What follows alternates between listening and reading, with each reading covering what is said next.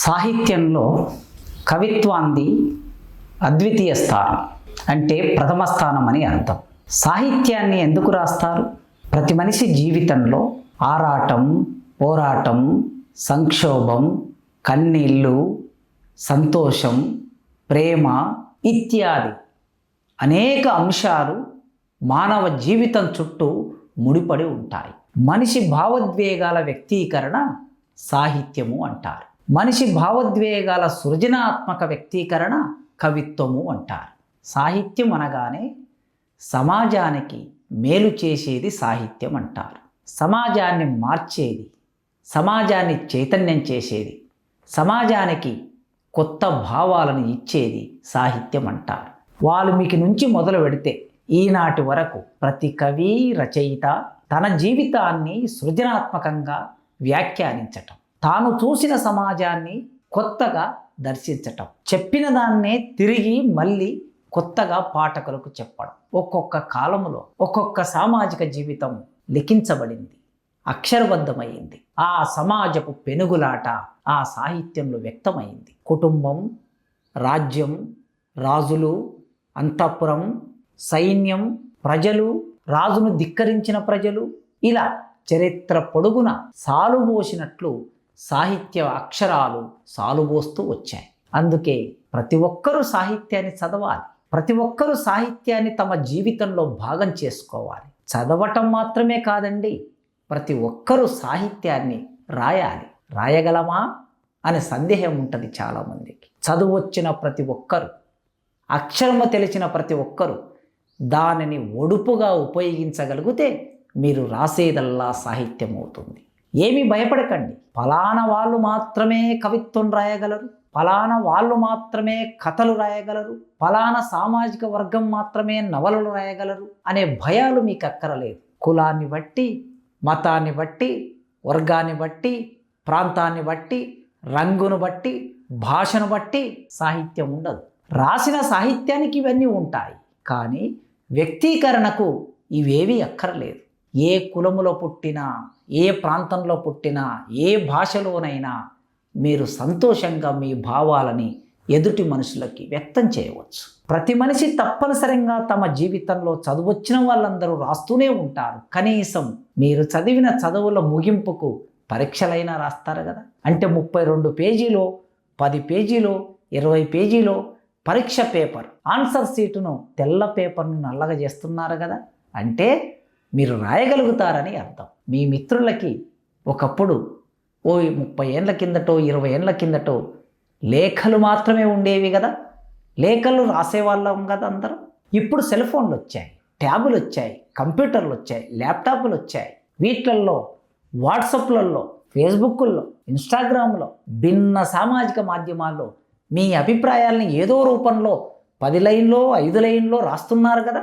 అంటే మీరు రాయగలరు, రాయండి. సాహిత్యము ఒక కళ. అందులో లలిత కళలు, లలిత కళల్లో కవిత్వం ప్రథమ స్థానంలో ఉంటుంది. కనుక సాహిత్యంలో ఏ ప్రక్రియనైనా మీరు చేపట్టండి. మీ అమ్మమ్మ జీవితం రాయండి, మీ నానమ్మ జీవితం రాయండి, వాళ్ళతో సంభాషించండి. 60 ఏళ్ళు 70 ఏళ్ళు వాళ్ళు బతికిన జీవితాన్ని అంతా అలవకగా కథనాత్మకంగా చెబుతారు. వాళ్ళు చెప్పినది చెప్పినట్లు మీరు పేపర్ మీనే అక్షరబద్ధం చేయండి. అద్భుతమైన చరిత్ర అవుతుంది. మొదలు చదువు వచ్చిన వాళ్ళు, చదువు నేర్చుకున్న వాళ్ళు, సంస్కృతం తెలిసిన వాళ్ళు, తెలుగు తెలిసిన వాళ్ళు, ఆంగ్లం తెలిసిన వాళ్ళు, మొదలు ఎవరైతే ఈ భాషలు తెలిసిన వాళ్ళు ఉన్నారో వాళ్ళు రాసినదే సాహిత్యమైంది. వాళ్ళు రాసిందే మనం చదువుతున్నాం. కందుకూరి వీరేశలింగం, గురిజాడ అప్పారావు, రాజా రామ్మోహన్ రాయ్, రవీంద్రనాథ్ ఠాగూర్, ఇట్లా ఎన్ని పేర్లైనా చెప్పవచ్చు. నేను చెప్పిన పేర్లన్నీ మొట్టమొదలు సాహిత్యాన్ని అందుకున్న సామాజిక వర్గాల నుంచి వచ్చిన వాళ్ళు రాశారు గనక వాళ్ళ జీవితాన్ని చదువుతున్నాం, వాళ్ళ వ్యాసాలు చదువుతున్నాం, వాళ్ళ కవిత్వాన్ని చదువుతున్నాం, సంబరపడుతున్నాం. అది మన జీవితాన్ని తాకుతే, అది మన జీవితానికి దగ్గరగా ఉంటే తాదాత్మ్యం చెందుతున్నాం. కనుక సాహిత్యము రాయటం కష్టమైన పని కాదు. మీరు రాయటం మొదలు పెడితే రేపు మీరు రాసిన సాహిత్యం, మీరు రాసిన పుస్తకం కొంతమంది పాఠకుల్ని తయారు చేసుకుంటుంది మీకోసం. అందుకే భయం లేకుండా మీ చేతిలో ఉన్న పెన్నును పేపర్ మీద పెట్టండి. ఒక ఉదయానో, ఒక సాయంత్రమో, ఒక మధ్యాహ్నమో, ఎప్పుడో ఒకసారి మీ జీవితంలో ఉండే అనేక పనుల ఒత్తిడి, ఆ ఒత్తిడి నుంచి బయటపడడం కోసం సాహిత్యం ఒక మార్గం. అందుకే సాహిత్యాన్ని చేపట్టండి. చూడండి, కవి ఎంత సౌందర్యాత్మకంగా తన భావాలను వ్యక్తం చేస్తాడో. శివసాగర్, విప్లవ కవి శివసాగర్ తెలుగు సాహిత్యంలో తనకంటూ ఒక ప్రత్యేక స్థానాన్ని కల్పించుకొని తనదైన ముద్ర తెలుగు సాహిత్యం మీద వేశాడు. తల్లి గురించి రాయని కవులుంటారండి సాహిత్యంలో? నో. నన్నయ్య నుంచి మొదలు పెడితే నేటి వరకు తల్లి గురించి రాసిన వాళ్ళు ఉన్నారు, రాస్తారు కంపల్సరీ. ప్రియురాలు గురించి రాయని వాళ్ళు ఉండకపోవచ్చు, కానీ తల్లి గురించి రాయని వాళ్ళు ఉంటారు. ప్రతి ఒక్కరికి తల్లి ఉంటుంది. ప్రేమించే వాళ్ళు అందరూ ఉండకపోవచ్చు, ప్రేమ పెళ్ళిళ్ళు అందరికీ ఉండకపోవచ్చు, ప్రియురాళ్ళుగా భావించకపోవచ్చు, కానీ తల్లి గర్భంలో నుంచి రావలసిన వాళ్ళమే కనుక తల్లి ఉంటుంది. అందుకే తల్లి మీద తాదాత్మ్యంగా రాసిన వాళ్ళు ఉన్నారు ఎందరో. కానీ శివసాగర్ అమ్మా నన్ను గన్నందుకు విప్లవాభివందనాలు అన్నాడు. చూడండి, ఒక విప్లవకారుడైన కవి తన తల్లి గురించి ఏం రాస్తాడు? అమ్మా నన్ను గన్నందుకు విప్లవాభివందనాలు. ఈ తల్లి శ్రమజీవి, ఈ తల్లి దళిత తల్లి, ఈ తల్లి అంటరాని తల్లి, ఈ తల్లి పొలాలలో పని చేసుకునే తల్లి కనుక పొలాలలోనే జన్మనిచ్చింది. ఎక్కడ జన్మనిచ్చేది? అంతఃపురంలో కాదు, సుందర రాజభవనాల్లో కాదు, ఏసీ గదులలో మెత్తటి పరుపు మీద కాదు. అమ్మా నన్ను కన్నందుకు విప్లవాభివందనాలు. పొలాలలో పరిగగింజ ఏరుకునే వేళలందు పక్షుల రాగాల నడుమ, పొలాలలో పరిగగింజ ఏరుకునే వేళలందు పక్షుల రాగాల నడుమ గరిక పూల పాన్పు పైన అమ్మా నన్ను కన్నందుకు విప్లవాభివందనాలు. ఎంత సుందర దృశ్యం! పరిగగింజ, గరిక పూలు, పక్షుల రాగాలు, ప్రాకృతిక సౌందర్యం తన కవిత్వంలోకి వచ్చింది. మనందరికీ సౌందర్యం ఉంది. మనందరి జీవితాల్లో గరిక పూలు ఉన్నాయి, పరిగగింజలు ఉన్నాయి. తనను కన్న తల్లి తనకు ఒక సామాజిక ప్రయోజన జీవితం ఉండాలని ఒక మార్గాన్ని చూపించిందట కవికి. చూడండి, రాలిపడిన పువ్వులకై, గాయపడిన పక్షులకై కొండలలో చెలరేగిన సుడిగాలిని చూపినావు. కొండలలో చెలరేగిన సుడిగాలిని చూపినావు. ఎందుకు చెలరేగుతుంది సుడిగాలి? రాలిపోయిన పువ్వులకై, గాయపడిన పక్షులకై ప్రాణమివ్వ నేర్పినావు. అమ్మా నన్ను గన్నందుకు విప్లవాభివందనాలు. కవిత్వం, సాహిత్యం అంతిమ ప్రయోజనం ఏమై ఉండాలి? ఒక పువ్వు రాలిపోతే అక్కడ పువ్వు కాదు, పువ్వు లాంటి మనుషులు రాలిపోతే, గాయపడిన పిట్టలు, పక్షులు, అక్కడ పిట్టలంటే పక్షులంటే పక్షులే కాదు, గాయపడిన మనుషులు. అర్ధాంతరంగా జీవితం నుంచి నిష్క్రమిస్తూ రాలిపోయే మనుషులు ఎందుకు రాలిపోతున్నారని ఆలోచించమన్నావమ్మా. ఎందుకు గాయపడుతున్నారని ఆలోచించమని చెప్పావు తల్లి. కొండలలో చెలరేగిన సుడిగాలిని అందుకే ఆ తల్లి చూయించింది. వారి కోసం ఆ సమస్య పరిష్కరించడానికి బాటలు, దారులు వేస్తూ ప్రాణమివ్వ నేర్పినావు. వారి కోసం, అల్పజీవులుగా ఉన్న వాళ్ళ కోసం ప్రాణమివ్వ నేర్పినావు. అమ్మా నన్ను గన్నందుకు విప్లవాభివందనాలు. ఇంత సుందర దృశ్యాన్ని ఆవిష్కరించిన కవి ఇలా ఎంతమందినైనా చెప్పవచ్చు. సాహిత్యంలో పొయ్యిమిన కుండెక్కలేదు, బాలింత పాలివ్వలేదు, అంబా అంటూ లేగలరువలేదు.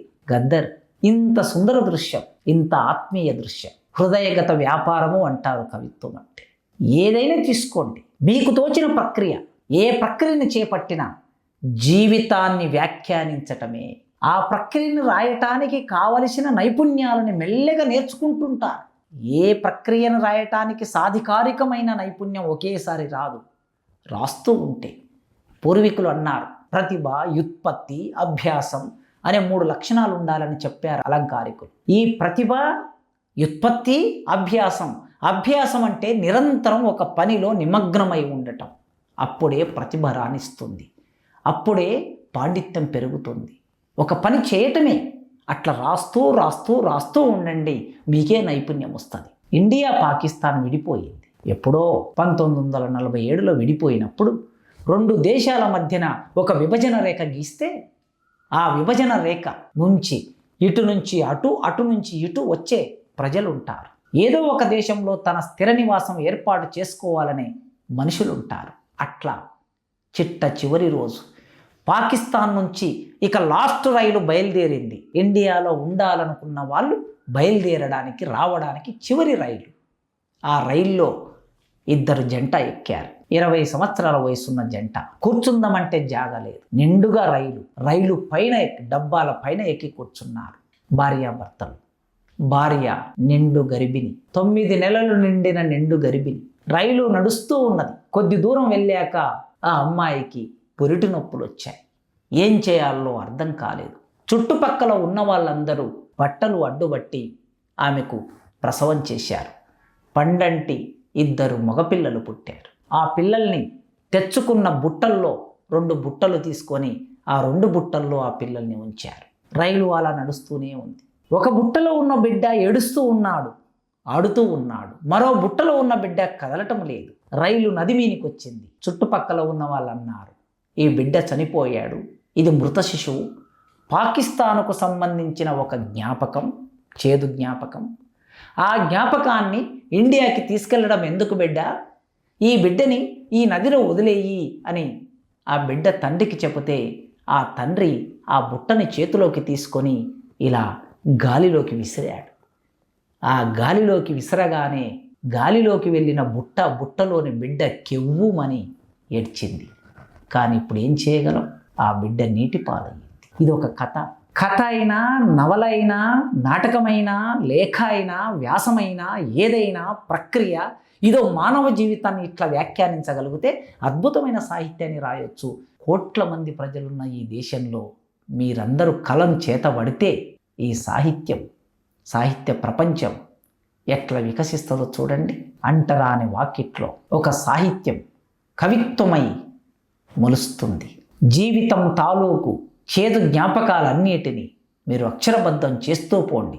కనీసం డైరీ అయినా రాయండి. సాహిత్యానికి ఒక ప్రయోజనం ఉండాలి. మీరు రాయండి, రాసేదానికి ఒక ప్రయోజనం ఉండాలి.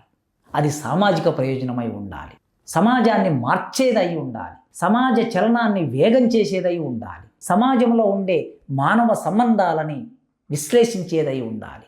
ఆ విశ్లేషణ అసత్యాన్ని ప్రచారం చేయడానికి కాదు, మూఢనమ్మకాన్ని ప్రచారం చేయడానికి కాదు, ఉన్మాదాన్ని పోషించడానికి కాదు, దోపిడిని ప్రచారం చేయడానికి కాదు. ఈ అన్ని సమస్యల నుంచి మనిషి విముక్తి పొందడం ఎలా అని కవి ఒక మార్గం చూయించాలి, రచయిత ఒక దారి వేయాలి.